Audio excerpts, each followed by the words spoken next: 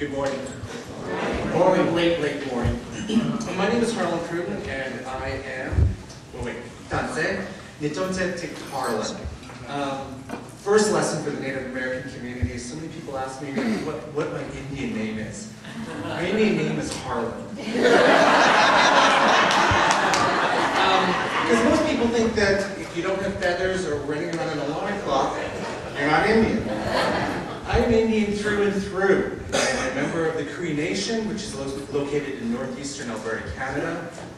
My mother's from the Beaver Lake Indian Reserve, my father's from the Saddle Lake Indian Reserve. And I live in New York and work in New York, and I am Indian through and through because I walk in a very red way, because I work in service with my community. Before I go on, I think I have to thank Deborah Langer and Michael Flattery for making sure that the Native American and even this small subgroup, the TwoSpirit community, and I have to define that first before I can talk about recovery, we're often overlooked. And so this is an incredible honor in which that I humbly share what we are doing and what our community is all about. So, what is this TwoSpirit stuff? Beginning in the pre-contact 1492, there was over 500 nations on this land, and within that, a documented 155 of these nations had multiple genders. Now we just think man and woman, but within some traditions there were up to 6 different genders. Gender is a socially constructed concept, and it dictates your role within society. So right now we're having a little bit of a gender war because women are now going to have to, being breadwinners. Prior to in the 1950s, there was man works, woman tends the home. Similarly, within traditional Native American communities, when you claimed that a different gender or an alternate gender, it dictated your role, your covenant with your community. In 1492, the French missionaries, God love them,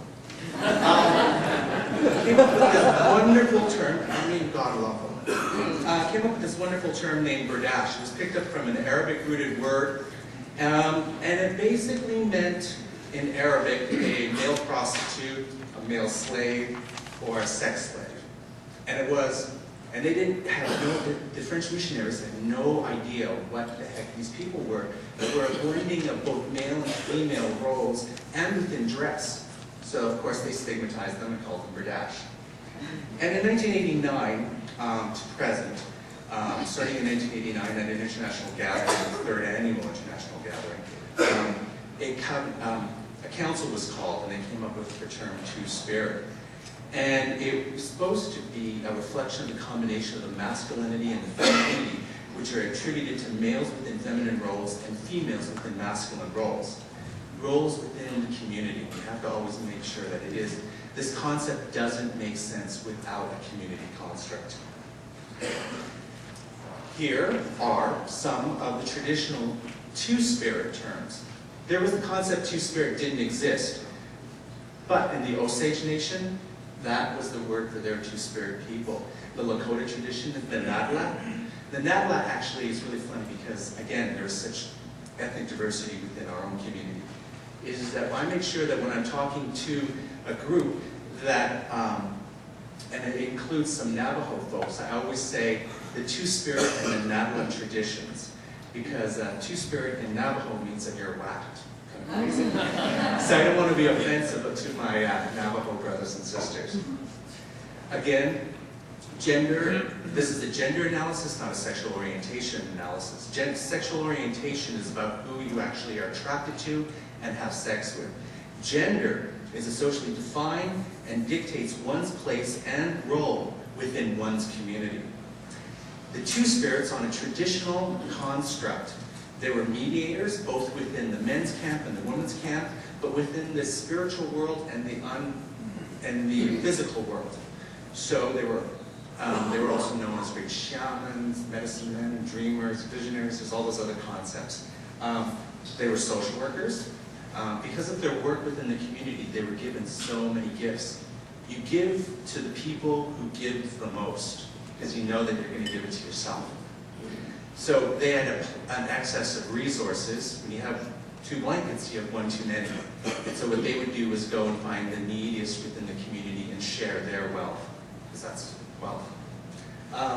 Name givers came up with love potions, matchmakers, Sundance, huge. There were also holy people, and they told the future and brought good luck to their people. A bunch of their roles, and it was a role that was specific to their gender. No other gender could fill that role. Brings us into today. The Northeast Two-Spirit Society works with the largest population of Native Americans. The Northeast Two-Spirit Society works with the largest population of urban Native Americans. If we are a reservation in New York City, we would be the 3rd largest reservation, except IHS, of their $2.6 billion budget, only gives 1.2% or 1.8% allocated to urban settings. 60 to 75% of our population lives in urban settings, and it is a huge unmet community. So what we try to do, and I have to say, with our completely limited resources and my own wallet, and many of our members' own wallets, we try to educate the LGBT community, non-LGBT community. That's you. I'm sure that there's a sprinkling of LGBT people here. We're still talking to you. We try to increase the visibility of the Two-Spirit community. We have a speakers bureau, which right now supports the organization, because we get on the honorariums, and we immediately circulate it into the program. Outreach. We have a program called Where the Redway Meets the Concrete, increasing the visibility through our newsletters, through our website, through marching down pride parades. And then we also work within alliances, and so we work in collaborations with other organizations and have them carry our message. The last thing is to ensure that our community, and this is the internal discussion, those are all externals, educating and advocating, is that we walk the red way. And that's where we have the actual recovery support services as well as prevention services, and I'll explain that in a little while. Walking the red way is where we do social, cultural, and recreational activities that are culturally appropriate to our community. We also have a Two-Spirit book club, which we tease out ideas. Sharing our paths, merely social, getting together and sharing one another. Some of the defining characteristics of the Two-Spirit community. I know that Mr. White mentioned historical trauma. As Native Americans, we are historical trauma. And we've been, our history is one of over 515 years of continued colonization. And we're not alone in this historical trauma. One only has to look to our African American brothers and sisters and their historical trauma that they have, and that still continues today with those pervasive attitudes and lack of honoring. But for the Native American perspective, is that we've been lied to so many times through our treaties, the signing of the treaties, and there is such distrust to people from the outside. Then we also have intergenerational trauma. And I will speak on a personal note that my mother, ripped from the reservation by the government, Canadian government, popped into a missionary-run school, the Catholic school, where her Indianness was beaten out of her. What did she do?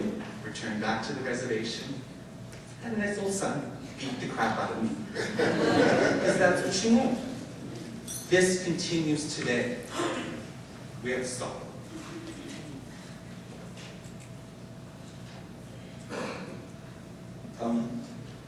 Sure. There's so many half-truths, misconceptions, and stereotypes that pervade all aspects of our life. History, and merely dealing with and talking about us is incredibly difficult.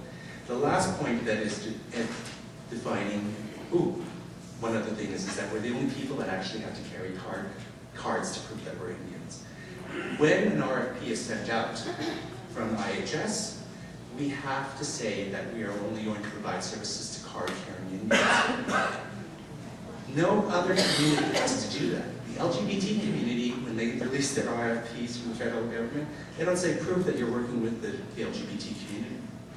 Bring them in cards. The Jewish community, the African American community, we're the only people that actually have to carry a card. Unacceptable. The last thing is that we're a very small population. Precisely because we are a small population, is once we're gone, we're gone. There are no other people, no other countries where we can come from.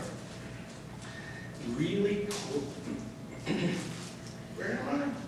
Really quickly, is recovery envisioned. There is a Lakota saying, saying we're all relations. Everything is related, and for us, when it is, that we are within a community. Returning to the red wave for us is a community is healing, and healing is community. We take a holistic approach to recovery.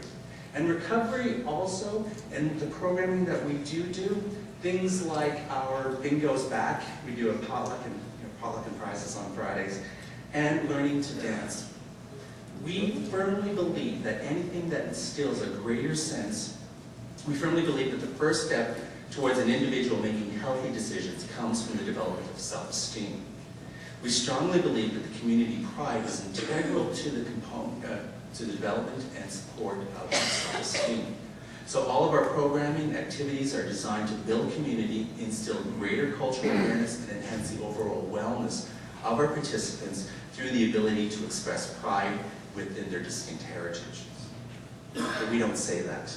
We say, come and learn to dance. We say, come and learn traditional beadwork, because that is where we're meeting our community, and it is our service to our community.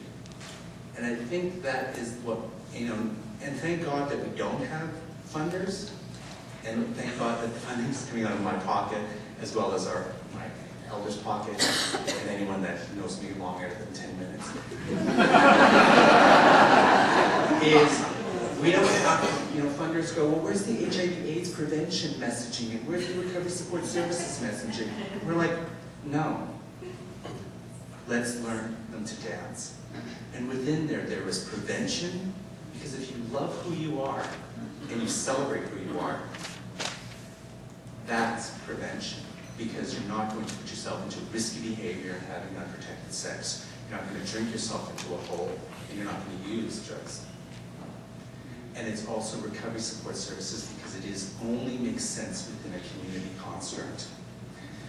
Really quickly, and I'm going to wrap it up, here's some pictures, because us Indians have to show pictures. Some of us people today, in Montana, we have a lot of gatherings that we go to, again, and they're normally all self-funded.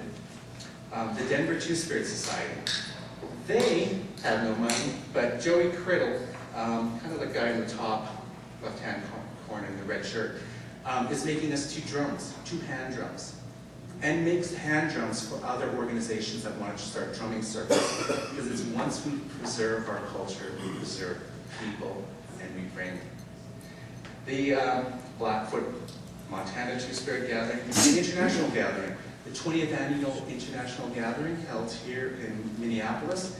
Next year it will be held in Canada. More photos, the Tulsa TwoSpirit Gathering. And in conclusion, again, I would like to actually make a different conclusion,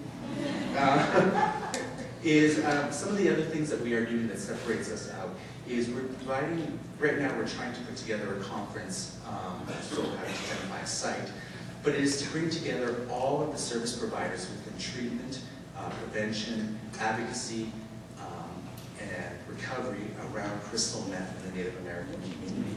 And although it is something that we're offering to the entire Native American community, we'll have a TwoSpirit track. It has been prophesized, and it's been prophesized that there can be no healing within the Native American community until the TwoSpirit people are back in the circle. And it is our service to the community that it is what we call recovery, but it's a recovery on a kind of a life scale. At macro scale, we work on a very individual level, but also on an organizational level, and we work in service to our community. And with that, I thank you so much.